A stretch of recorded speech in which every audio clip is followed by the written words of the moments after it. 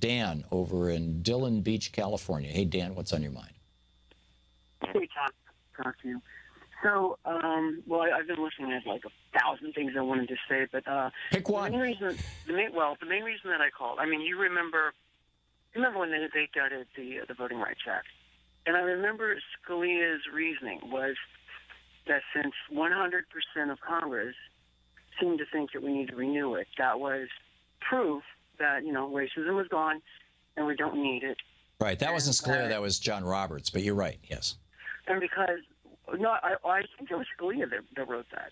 Well, I don't know. You're I bow to your expertise. But 2 hours after they gutted it, Texas went and they started passing all these laws. And then recently, what state was it that the judge said minorities were targeted with laser-like precision? Yeah, that was North Carolina. So here's what I don't understand. Basically, the Supreme Court was, just proven beyond a shadow of a doubt wrong. Why are we not bringing that back to the Supreme Court and saying, look, in your face, you need to reinstate these laws because your ruling was just proven absolutely beyond a shadow of a doubt that you were just absolutely wrong.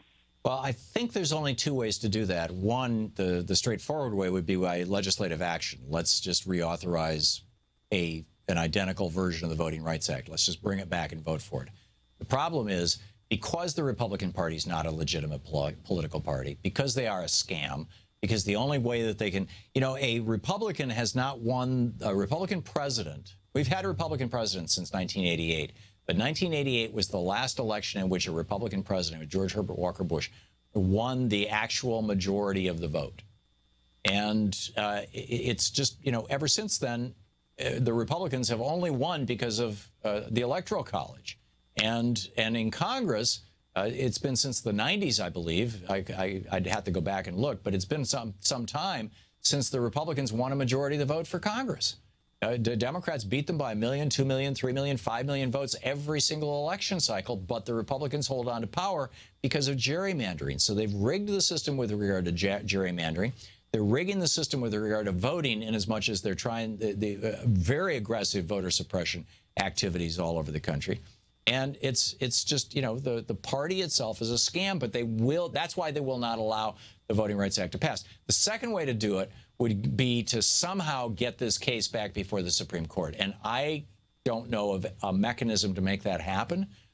Arguably, I don't know. But you have to present the court with an opportunity to reverse themselves.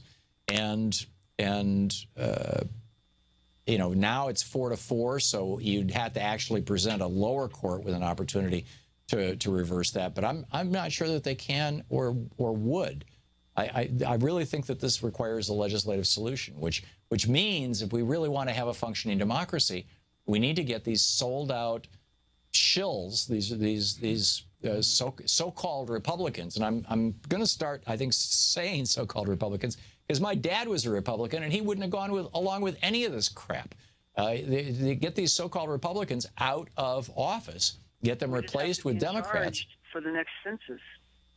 Oh yeah, this is a Ed Gillespie was the guy back in 2008 who went to North Carolina, got a bunch of money from Art Pope and raised money all over the country actually, and then traveled around the country convincing Republicans and big Republican donors that they had to take over the states because redistricting was coming. The census was coming in 2010, and if they could take that census and they controlled the state legislatures after the election of 2010, they could redraw their districts in such a way that you'd have a permanent Republican majority in the House of Representatives, even when 5 million people voted for Democrats than Republicans nationwide.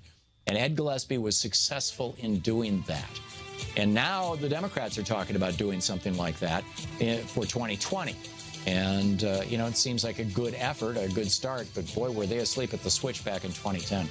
Dan, thank you for the call. I mean, it's just, Democrats tend to sit around and think, how can we do good legislation? How can we do the people's work? Republicans sit around and think, how can we rig the system so that we always win even when we lose?